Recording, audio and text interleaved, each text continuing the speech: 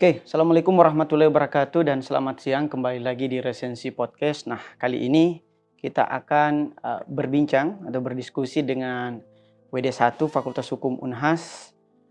Dalam hal ini Pak Dr. Maskun. Beliau juga salah satu dosen saya dulu, bahkan dosen favorit malah. Nah, pada waktu mahasiswa dulu saya sempat membaca buku Pak Dokter dalam hal ini yang berjudul Cybercrime. Padahal pada waktu itu Pak masih sangat sedikit buku hukum yang berbicara tentang cyberspace. Betul. Nah, sehingga berapa tahun kemudian atau bahkan sudah lebih dari 1 dekade, akhirnya buku tentang cyberspace dalam hal ini specifically cybercrime itu menjadi perbincangan publik. Betul. Apalagi dikaitkan dengan baru saja disahkannya RUU PDP yang sekarang sudah menjadi undang-undang tersendiri. Betul. Nah, mungkin Bapak bisa menjelaskan terlebih dahulu penjelasan singkat tentang apa sih cybercrime itu dan apa urgensinya untuk kita ketahui di zaman cyber ini. Terima kasih banyak. Assalamualaikum warahmatullahi wabarakatuh. Terima kasih banyak sudah diundang bergabung pada podcast siang hari ini, dan tentunya kalau kita berbicara tentang kejahatan cyber atau cybercrime, memang 10 tahun yang lalu mungkin ketika kita pertama kali mulai menyoal dan kemudian tertarik dengan isu-isu kejahatan cyber, memang betul sekali tadi yang disampaikan, masih sangat sedikit orang yang mau belajar tentang cyber. Sementara di satu sisi kita melihat bahwa kenyataan pada masa 10 tahun yang lalu itu handphone itu sudah jadi sebuah kebutuhan. Generasi komputer juga sudah berkembang di satu sisi, jadi sebenarnya ada perkembangan teknologi yang pada saat bersamaan kemudian berjalan, tapi kemudian rezim hukumnya yang tidak ada waktu itu. Jadi walaupun sebenarnya Undang-Undang 11 tahun 2008 tentang informasi dan transaksi elektronik pada saat itu sudah ada, baru ada waktu itu, kurang lebih 2 tahun setelahnya. Sehingga kalau kita melihat perkembangan teknologi dari satu generasi ke generasi setelahnya, khususnya kemudian generasi komputer, kalau 10 tahun yang lalu itu masih generasi keempat, seperti itu, dan kemudian penggunaan internet semakin mulai berkembang di Indonesia khususnya, maka kita melihat bahwa ada kekosongan hukum yang harusnya mulai dipelajari, dipahami. Kalau kita bicara yurisdiksi, banyak sekali hal yang persoalan. Dan yang menariknya sebenarnya karena kita dihadapkan pada sebuah situasi di mana kemudian perlahan tapi pasti anak-anak Indonesia, kalau saya bilangnya anak-anak karena memang pelaku-pelaku kejahatan siber di 15-20 tahun lalu memang anak-anak muda semua sebenarnya, anak-anak kampus yang justru banyak kan sebenarnya pelakunya adalah anak kampus, sehingga kita memandang bahwa ini adalah ruang di mana kemudian hukum tidak bisa menjelaskan dengan baik untuk hal tersebut. Walaupun waktu itu masih banyak sih yang terjadi, misalnya pemobolan kartu kredit, ya masih gitulah kejahatan 20 tahun yang lalu. Nah, itu kemudian yang menggelitik saya secara pribadi ketika itu untuk mencoba melihat ini kajian yang menarik ini sebenarnya untuk kita diskusikan. Kenapa harus didiskusikan? Karena memang awalnya kita sangat tahu juga, sampai hari ini pun juga kalau cerita tentang orang Indonesia yang belajar di Undang-Undang ITE khususnya ataupun dunia cyber secara keseluruhan sebenarnya khususnya dari sisi hukum masih sangat sedikit sekali. Sehingga itulah kemudian yang menginspirasi kenapa sampai hari ini kemudian saya secara pribadi memang masih tetap fokus dengan tulisan-tulisan, dengan kegiatan-kegiatan yang bertajuk kejahatan siber dan lain sebagainya. Seperti itu. Oke Pak. Nah, di dalam buku itu saya baca salah satu studi kasus yang Bapak kemukakan itu tentang Prita Mulyasari. Betul. Walaupun masih sangat basic ya, itu kasus yang sangat basic pada waktu itu. Nah, sekarang sudah sangat kompleks nih kasus-kasusnya. Misalnya yang paling terbaru ini seperti Bjorka. Nah, ketika saya baca kembali buku Bapak, saya mendapati satu jenis kejahatan, dalam hal ini infringement of privacy, atau bagaimana kebocoran data-data pribadi itu kemudian menjadi suatu modus kejahatan baru. Betul. Nah, menurut Bapak tentang Bjorka atau adanya infringement of privacy itu kayak gimana? Ya, jadi pada akhirnya betul sekali. Jadi pada akhirnya ketika berjalannya waktu dan kemudian kita sudah mulai bergerak dari, kalau kita bilangnya sih, kejahatan siber yang konvensional, itu yang konvensional kayak judi, itu konvensional. Perlahan tapi pasti kemudian kita dihadapkan pada sebuah persoalan-persoalan baru, khususnya ketika lahirnya beberapa kebijakan yang dibuat oleh pemerintah misalnya tentang IKTP, Yep. misalnya itu kan sebenarnya kalau saya bilangnya sih sebenarnya itu adalah salah satu pintu masuk dari persoalan di Indonesia, khususnya kalau kita bicara tentang kebocoran data pribadi. Kenapa seperti itu? Karena masalahnya Indonesia itu hanya menganut satu sistem, yaitu dia punya single data. Single datanya semua itu berangkat dari IKTP. Segala sesuatu yang kita urus semua pakai IKTP. Nomor KTP kita. Jadi ketika sekali saja nomor KTP kita dibobol, maka sudah selesai sebenarnya. Karena kemudian itu akan sangat mudah ditemukan nomor KTP kita di black market atau di pasar bebas. Dan itu yang terjadi di Indonesia ketika itu. Nah, khususnya ketika 5-6 tahun yang lalu ketika kasus bocornya IKTP terjadi. Dan itu kemudian yang terjadi. Dan menurut saya ini ruang yang memang harus diperhatikan pemerintah. Makanya ketika pasca lahirnya perubahan pertama Undang-Undang 11 tahun 2008 dengan Undang-Undang 19 tahun 2016 sebenarnya sebelum itu kan sebenarnya kita sudah mulai teman-teman yang lebih dahulu belajar banyak tentang kejahatan siber sudah mulai banyak yang diskusi tentang data pribadi sebagai bagian tersendiri dari kejahatan siber yang berkembang dan ternyata prediksi itu benar. Karena kemudian waktu demi waktu sampai dengan kasus terbaru kemarin yang Jurka yang kemudian menunjukkan betapa rapuhnya data pribadi kita kan seperti itu. Ini yang menurut saya memang inilah yang terus kita dorong dalam 3-4 tahun terakhir ini. Saya ingat sekali karena kemudian Ibu Sinta dan kawan-kawan yang memang merupakan penginisiasi lahirnya Undang-Undang PDP kemudian perlahan tapi pasti kemudian kita coba dorong sebesar-besarnya. Karena memang kita berada pada sebuah kekhawatirannya kita karena kita pada situasional di mana kemudian kita nggak tahu kalau kemudian data pribadinya bocor, kita mau mengambil langkah hukum apa, kalau mau menggunakan langkah hukum juga nggak bisa bikin apa-apa gitu karena tidak ada instrumen hukum kan seperti itu. Dan itu pun membutuhkan waktu diskusi yang panjang gitu. Itu pasti kalau menurut saya lihat diskusinya begitu panjang untuk tiba pada sebuah kesimpulan bahwa ya kita butuh undang-undang dan itu undang-undang perlindungan data pribadi sehingga kemudian kenapa 2 tahun terakhir ini kan benar-benar kita melihat upaya untuk mendorong lahirnya undang-undang perlindungan data pribadi begitu besar. Tapi menurut saya itu lebih ditentukan karena dari sisi regulator pemerintah kemudian menjadi bingung karena kalau kita melihat durasi di masa pandemi justru kebocoran data pribadi itu semakin banyak ya, kasus Shopee, Tokopedia, atau banyak lah. Peduli Lindungi sampai-sampai kan nomor peduli lindungi presiden saja bisa bocor sampai kemudian yang terbaru kemarin. Nah, ini adalah sebuah kenyataan yang mau tidak mau undang-undang PDP sebenarnya harus disahkan. Akhirnya harus disahkan gitu. Walaupun kemudian kemarin saya sangat yakin sekali debatnya mungkin akan lebih banyak. Debatnya maksud saya antara mendahulukan perubahan kedua undang-undang ITE yang sampai hari ini nggak jalan-jalan dengan haruskah dengan PDP karena tahun sebelumnya rancangan undang-undang PDP itu yang terpending kan. Tahun ini baru bisa jalan. Ini sebenarnya adalah sebuah momentum. Kalau kita bicara nantinya orang akan mengatakan iya tapi ini undang-undang PDP misalnya belum sempurna dan sebagainya, itu persoalan proses menurut saya. Tapi paling tidak sudah ada.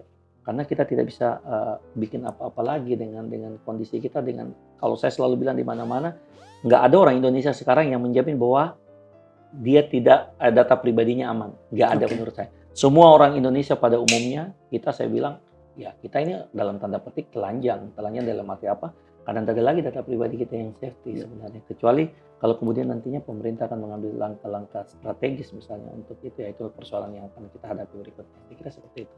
Oke Pak, berbicara tentang instrumen kan sudah ada nih, PDP bahkan sudah diklasifikasi pula tentang data pribadi umum, data pribadi spesifik, bahkan sampai lembaga yang berwenang untuk menindak. Nah, jika coba saya kaitkan dengan bukunya misalnya Susana Zuboff, The Age of Surveillance, di situ disebutkan bahwa sekarang kita berada pada era pengawasan atau kapitalisme pengawasan.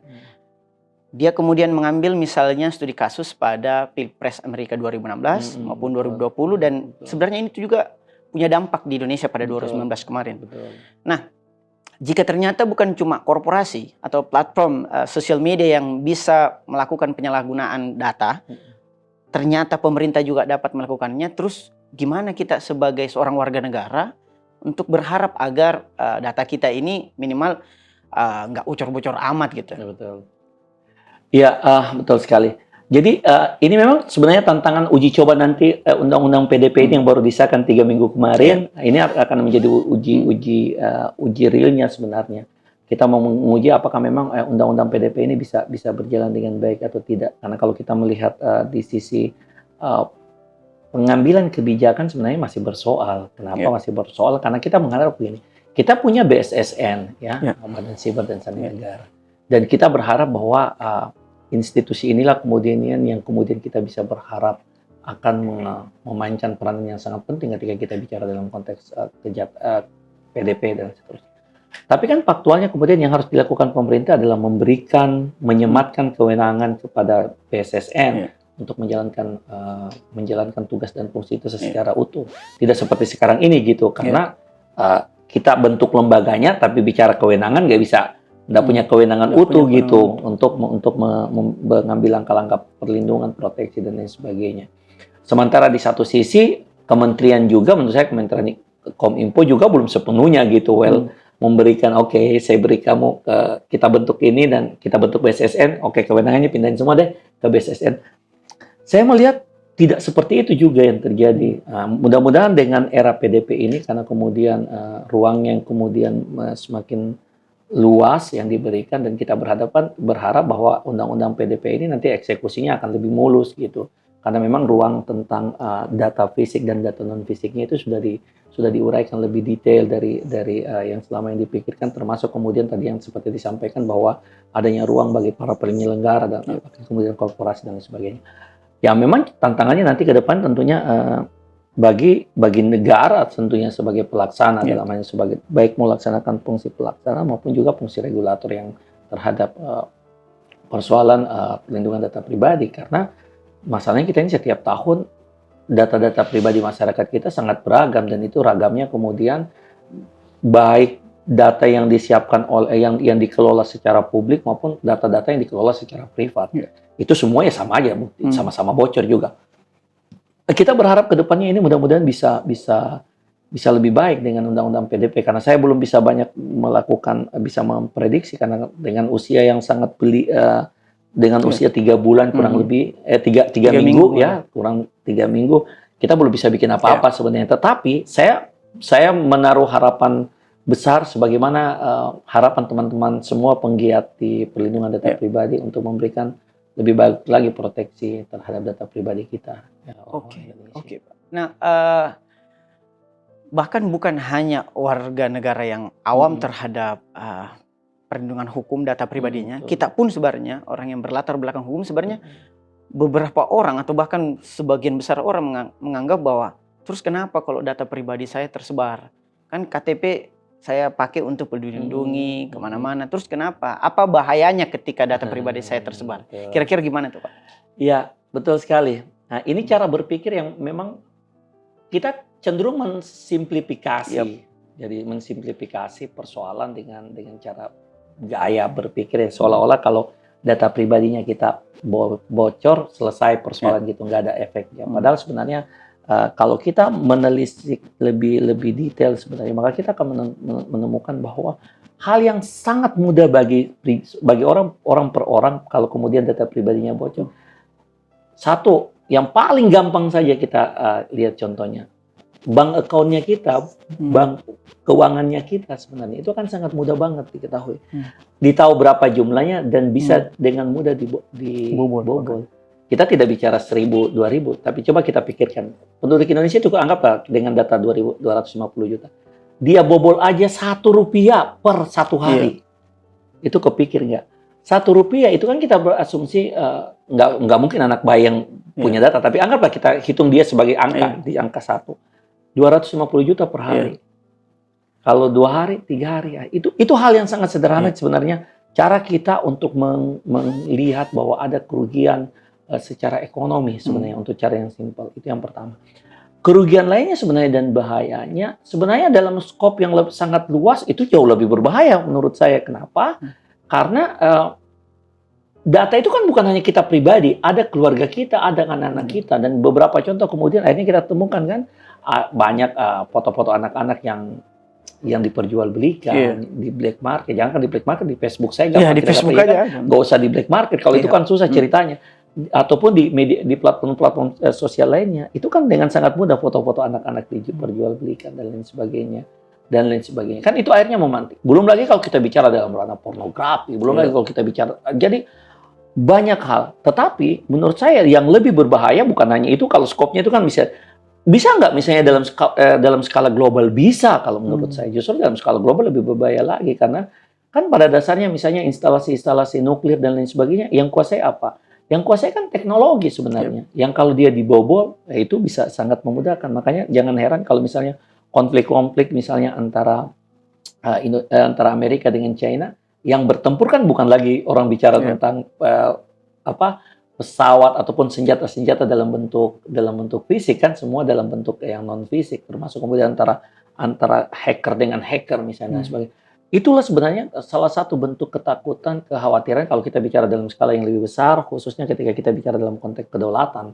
Nah, itu bicaranya lebih efeknya. Jadi ternyata kita bisa simpulkan kalau kita bicara akibat yang akan ditimbulkan, bukan hanya kita bicara dalam konteks akibat dalam konteks pribadi, dia akan masuk ke keluarga, ke masyarakat. Kita bicara dalam konteks negara lebih besar lagi.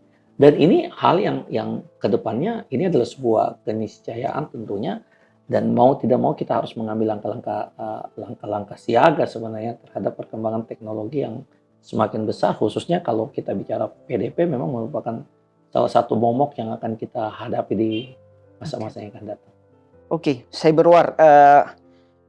Bapak tadi sempat menyebutkan bagaimana Amerika dan Cina. Mungkin bisa saya kaitkan dengan salah satu bab di buku Yuval Noah Harari, Homo Deus. Dia mengatakan bahwa kita berada di agama data atau era di mana data menjadi segalanya, bukan lagi oil, bukan lagi tanah seperti dulu, tetapi data.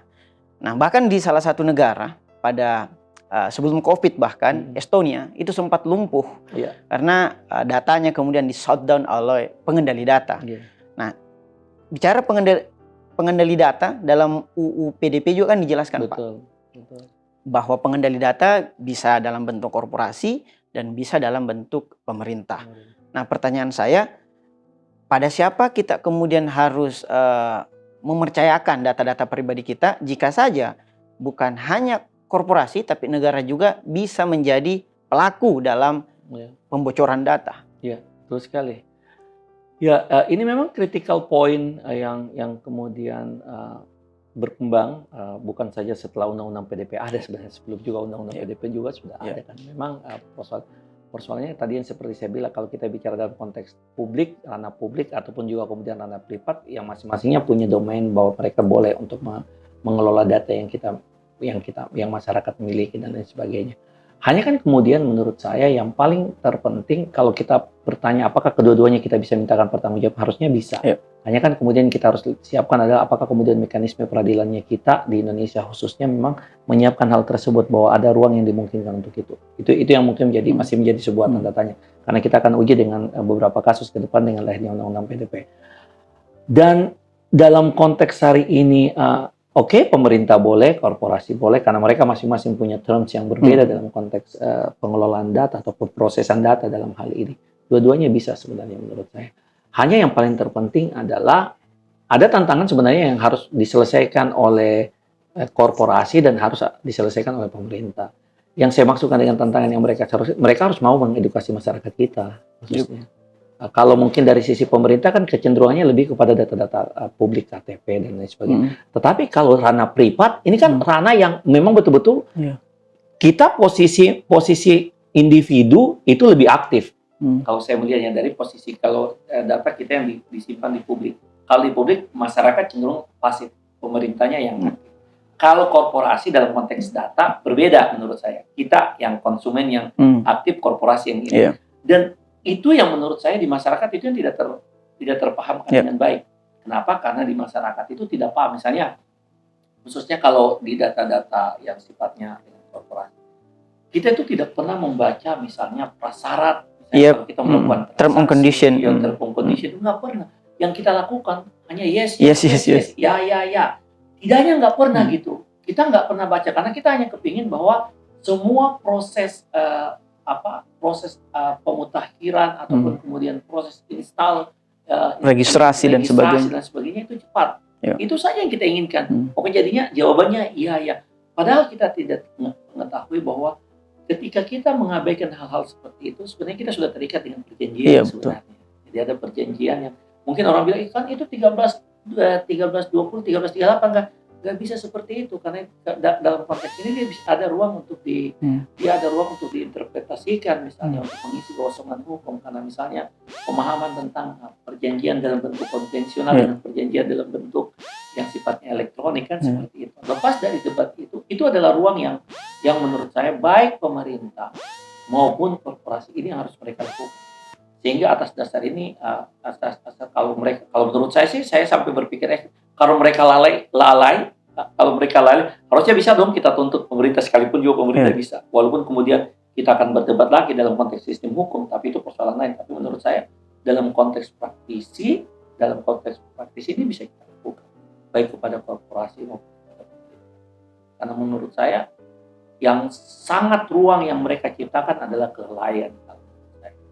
Menurut saya dalam amatan saya menekuni bidang.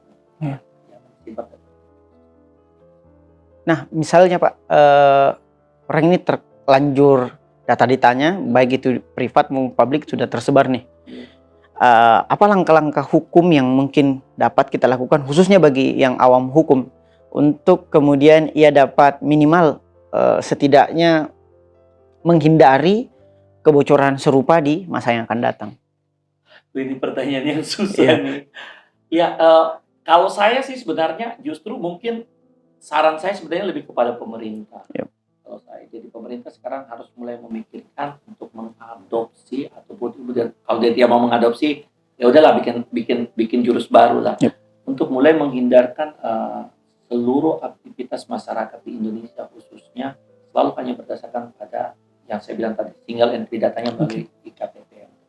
Itu sih rumus yang pertama karena kalau itu kita tidak lakukan pada akhirnya semua produk yang harus dilakukan dan harus semua kan berdasarkan KTP. Belum ada satu mekanisme, belum ada satu produk teknologi, belum ada satu produk kebijakan yang dilahirkan untuk tidak melakukan single entry data berdasarkan di luar KTP. Jadi kalaupun misalnya kita sempat mungkin bahkan berpikir bahwa ganti nomor kita hilangkan nomornya, lapor ke misalnya ke provider. Ya sama aja provider juga dia nantinya minta kita pakai KTP dan sebagainya.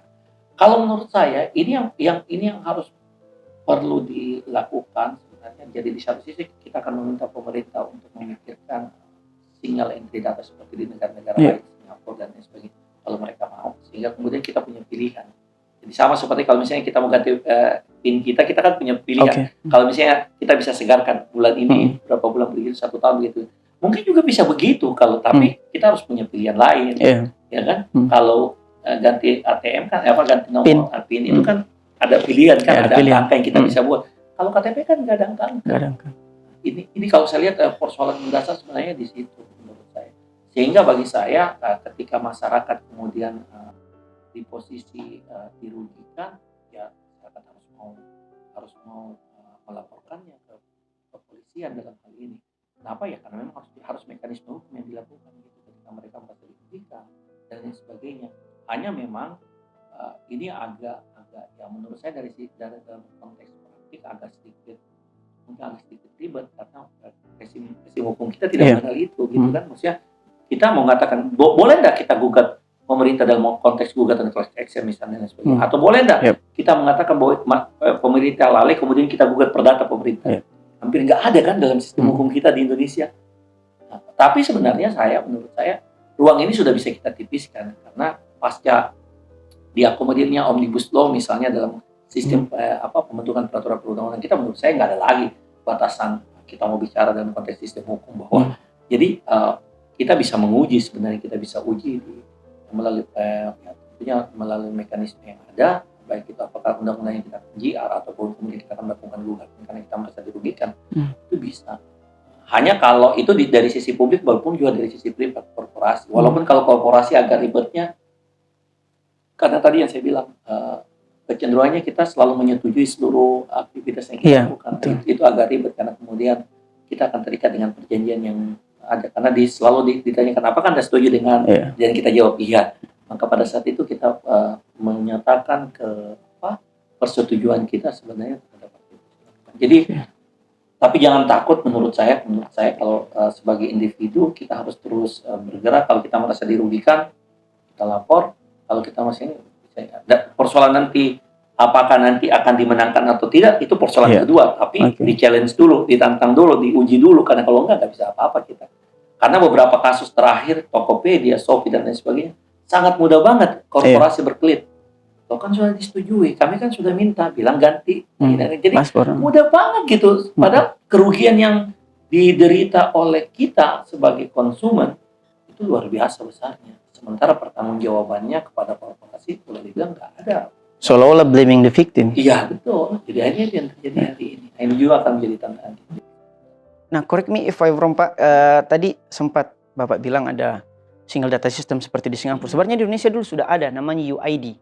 UID, di situ kita bisa mengkonversi bukan lagi pakai iktp. Kan kalau pengurusan di Indonesia kan dikritisi dulu mulai dari lahir sampai mati butuh iktp. Sehingga dulu ada UID, tapi saya tidak tahu kenapa sekarang itu tidak berlanjut program itu. Nah, mengenai juga tentang solusi ganti paspor, kalau yang saya baca dalam buku The Art of Invisible, dia sebutkan bahwa sekarang sudah ada aplikasi atau algoritma yang tersusun yang dapat melacak atau memprediksi paspor kita. Jadi saran dia sih agak susah untuk kita jalankan. Katanya 20 karakter dan acak, jangan sampai tanggal lahir. Yang kan orang Indonesia kan tanggal lahir, bismillah, atau nama orang tua dan sebagainya. Nah, mungkin terakhir Pak, ada kira-kira sesuatu yang menurut Bapak penting tentang perlindungan data pribadi dan cybercrime pada umumnya yang perlu Bapak sampaikan kepada para netizen? Jadi kalau saya di akhir bincang-bincang kita pada siang hari ini, menurut saya sih yang paling terpenting adalah harus semakin banyak orang mau belajar tentang kejahatan siber dan perlindungan hukum, perlindungan data pribadi. Itu yang paling terpenting. Karena semakin banyak yang belajar, akan semakin banyak yang bisa menularkan informasi-informasi yang didatangkan. Karena tidak mungkin saya misalnya secara sendiri-sendiri juga bergerak, kemudian dengan teman-teman saya di asosiasi pun juga nggak bisa, karena kita masih sangat terbatas. Nah, ini yang kita lakukan. Itu yang pertama. Yang kedua sebenarnya memang butuh kolaborasi sebenarnya yang kuat di antara semua pemangku kepentingan, utamanya dari, kalau menurut saya dari Kanwil Hukum dan HAM, karena mereka yang harus punya kewajiban untuk melakukan sosialisasi peraturan perundang-undangan, kemudian kepolisi, aparat penegak hukum juga harus banyak. Teman-teman di kampus juga menurut saya yang terus, teman-teman LSM juga gitu harusnya. Jadi harusnya kita bekerja bersama-sama untuk mensosialisasikan. Karena menurut saya yang paling terpenting sekarang adalah bagaimana kita mengedukasi masyarakat. Kenapa kita harus mengedukasi masyarakat? Karena kalau kita lihat faktanya itu sangat menyedihkan. Karena kejahatan-kejahatan siber itu sudah bukan jadi klaim masyarakat kota. Masyarakat di pelosok desa sekalipun kejahatan siber itu sudah ada.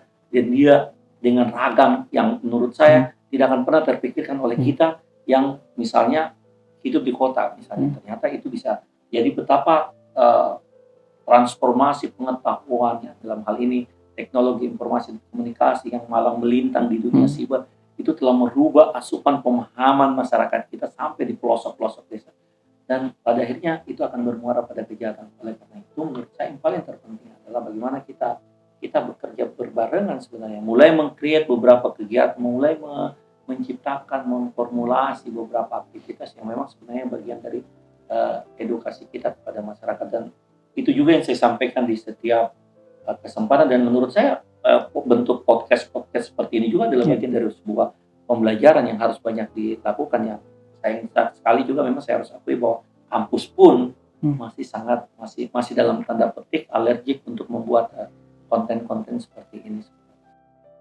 Oke, pemirsa. Nah, menurut data literasi global, Indonesia berada di peringkat 61 dari 62 negara yang disurvei. Kita hanya satu step di atas Botswana. Di saat yang bersamaan, angka konsumsi digital kita itu salah satu yang tertinggi di negara-negara di dunia. Sehingga di satu sisi indeks literasi kita rendah, dan di sisi lain indeks konsumsi digital kita begitu tinggi sehingga lahirlah generasi yang tidak sadar terhadap data-data pribadinya.